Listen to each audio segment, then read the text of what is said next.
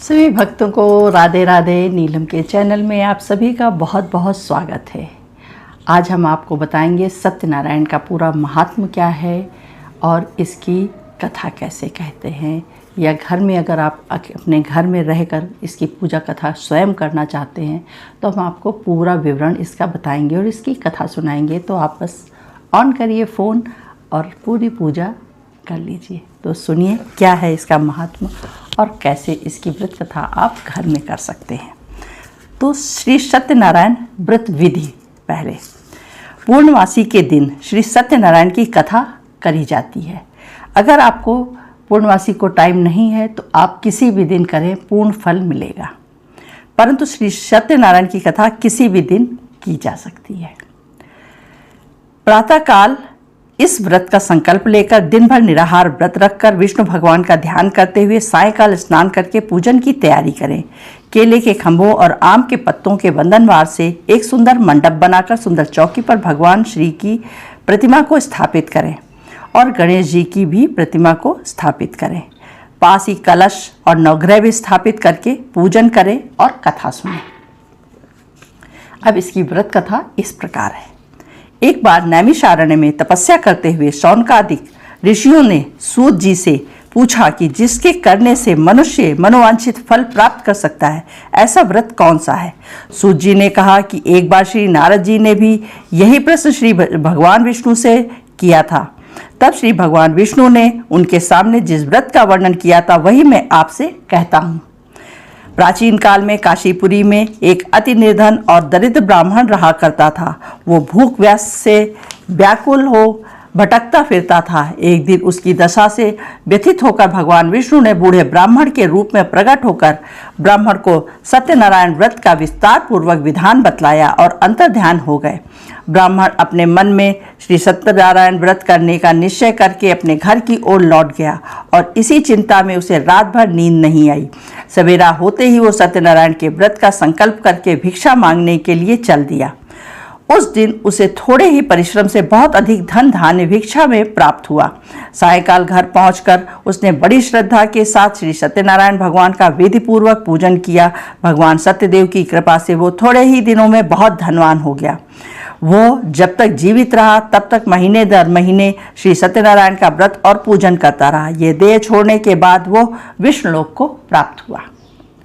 सूत जी बोले कि एक दिन वह ब्राह्मण अपने बंधु बांधवों के साथ बैठकर मग्न हो श्री सत्यदेव जी की कथा सुन रहे थे। तभी भूख प्यास से व्याकुल एक लकड़हारा वहां जा पहुंचा। वह भी भूख प्यास भूलकर कथा सुनने बैठ गया। कथा की समाप्ति पर उसने प्रसाद ग्रहण किया और जल पिया। फिर उसने उस ब्राह्मण से कथा के बारे में पूछा तो उसने बताया कि यह सत्यनारायण जी का व्रत है जो मनोवांछित फल देने वाला है। पहले मैं बहुत दरिद्र था, इस व्रत के प्रभाव से ही मुझे सब वैभव प्राप्त हुआ है। ये सुनकर लकड़हारा बहुत प्रसन्न हुआ और मन ही मन श्री सत्यनारायण के व्रत का पूजन और निश्चय कर लिया। लकड़ी बेचने के लिए बाजार की ओर चल पड़ा। उस दिन लकड़हारे को लकड़ियों का दुगना दाम मिला। उन्हीं पैसों से उसने केले, दूध, दही आदि पूजन सामग्री खरीद ली और घर चला गया। घर पहुंचकर उसने अपने कुटुंबियों और पड़ोसियों को बुलाकर विधिपूर्वक सत्यनारायण का पूजन किया। सत्यनारायण की कृपा से वो थोड़े ही दिनों में संपन्न हो गया। सूत जी ने फिर कहा कि प्राचीन काल में उल्लामुख नाम का एक राजा हो गया है। वो और उसकी रानी दोनों ही बड़े धर्मनिष्ठ थे। एक समय राजा रानी भद्रशिला नाम की नदी के किनारे श्री सत्यनारायण की कथा सुन रहे थे कि बनिया भी वहां पहुंच गया। उसे रत्नों से भरी अपनी नौका को किनारे पर लगा दिया और स्वयं पूजन की जगह पर गया।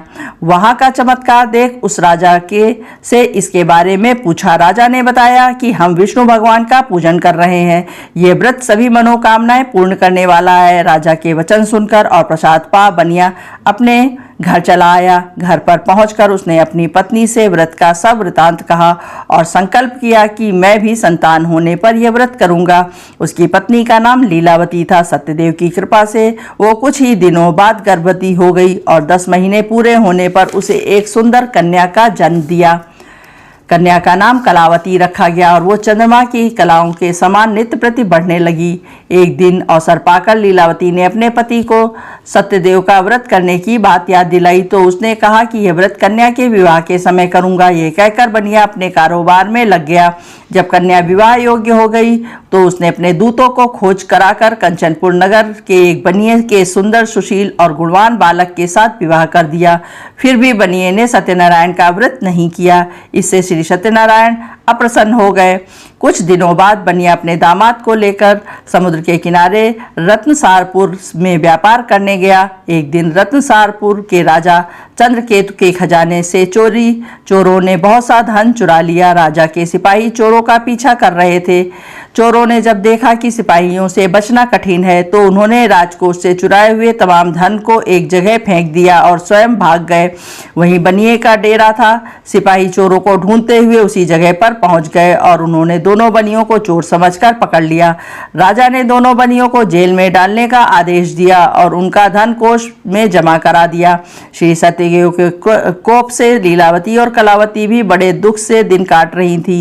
एक दिन कलावती भूख प्यास से व्याकुल होकर एक मंदिर में चली गई। वहां श्री सत्यनारायण की कथा हो रही थी। वहां बैठकर उसने कथा सुनी और प्रसाद लेकर रात होने पर घर पहुंची। माता के देरी के कारण पूछने पर सब उसने बात कह दी। उसकी बात सुनकर लीलावती को अपने पति की भूल की बात याद आ गई और उसने श्री सत्यनारायण के व्रत का निश्चय किया। उसने अपने बंधु बांधवों को बुलाकर श्रद्धापूर्वक कथा सुनी और विनम्र भाव से आर्त होकर प्रार्थना की और मेरे पति ने संकल्प करके भी जो आपका व्रत नहीं किया उसी से आप अप्रसन्न हुए थे। अब कृपा करके उनका अपराध क्षमा कीजिए। लीलावती की प्रार्थना श्री सत्यदेव जी प्रसन्न हो गए। उसी रात्रि में श्री सत्यदेव जी ने राजा चंद्रकेतु को स्वप्न में दर्शन देकर कहा कि प्रातःकाल होते ही दोनों बनियों को जेल में छोड़ दिया जाए, उनका सभी धन उन्हें लौटा दिया जाए, वरना पुत्र पौत्र समेत तुम्हारा राज नष्ट हो जाएगा। इतना कहकर सत्यदेव तो अंतर्ध्यान हो गए और राजा ने भी सवेरा होते ही दोनों बनियों को मुक्त करके दोनों को छोड़ने का आदेश दिया। साथ ही उनका धन भी उन्हें लौटा दिया और बहुत सम्मान पूर्वक उन्हें विदा किया। दोनों बनिए आनंदित हो अपनी नौका लेकर घर की ओर चल पड़े। तभी श्री सत्यनारायण भगवान सन्यासी के वेश में उनके समीप आए और बोले कि तुम्हारी नौका में क्या है।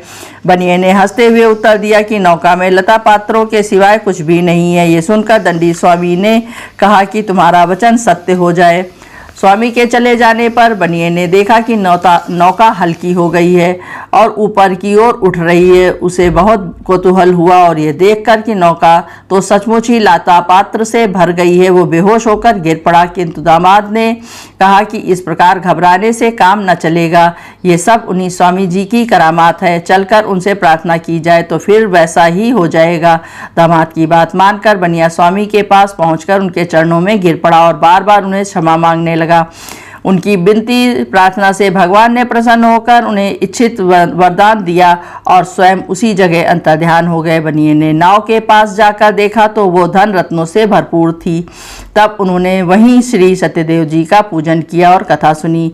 फिर वो घर की ओर चल दिए। अपने नगर के समीप पहुंचकर बनिए ने लीलावती के पास अपने आने का समाचार भेजा। लीलावती उस समय श्री सत्यनारायण भगवान की कथा सुन रही थी। उसने अपनी पुत्री कलावती से कहा कि तुम्हारे पति और पिता आ गए हैं, मैं उनके स्वागत के लिए चलती हूँ।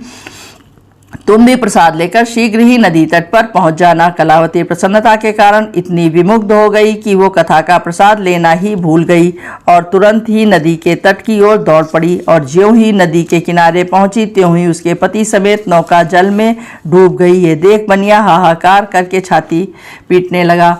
लीलावती भी दामाद के शोक में विलाप करने लगी और कलावती अपने पति के खड़ाऊं लेकर सती होने को तैयार हो गई। तभी आकाशवाणी हुई कि हे वणिक, तेरी कन्या सत्यनारायण के प्रसाद का निरादर करके पति से मिलने के लिए आतुर होकर दौड़ आई है। यदि वो प्रसाद लेकर आए तो फिर उसका पति जी उठेगा।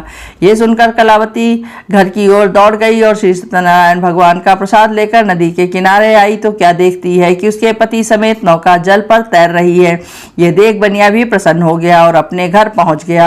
जब वो जीवित रहा तब तक श्री सत्यदेव जी का व्रत करता रहा तथा श्रद्धापूर्वक कथा सुनता रहा। इसके पश्चात श्री सूत जी बोले कि एक समय दुग्ध्वज राजा शिकार खेलने के लिए वन में गया हुआ था। वहां उसने देखा कि एक बरगद के वृक्ष के नीचे बहुत से गोप ग्वाल इकट्ठे होकर सत्यनारायण की कथा सुन रहे हैं। राजा ने तो सत्यनारायण को नमस्कार किया और ना पूजन के पास ही गया।